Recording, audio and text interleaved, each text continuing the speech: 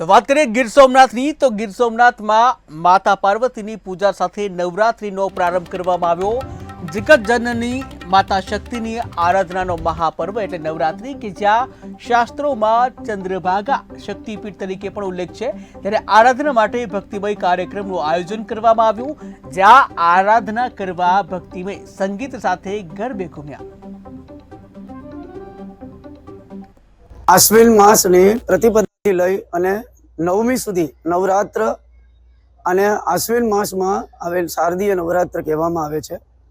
આ શારદીય નવરાત્ર છે એમાં આદિશક્તિના પૂજન અર્ચન અને આરાધનાનો 9 દિવસ છે।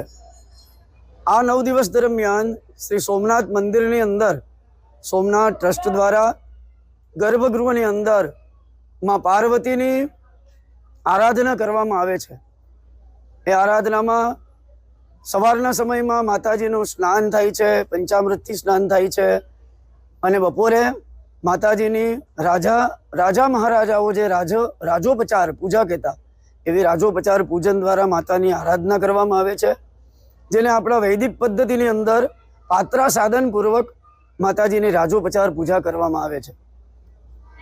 આ રાજોપચારની અંદર માતાજીના અલગ અલગ દ્રવ્યોથી માતાજીને સ્નાન કરાવવામાં આવે છે, અલગ અલગ દ્રવ્યોથી માતાજીનો શ્રૃંગાર કરવામાં આવે છે। શ્રી સોમનાથ ટ્રસ્ટ દ્વારા સર્વજન હિતાર્થાય સર્વજન સુખાય આ વૈદિક એક સ્મૃતિનું વાક્ય છે।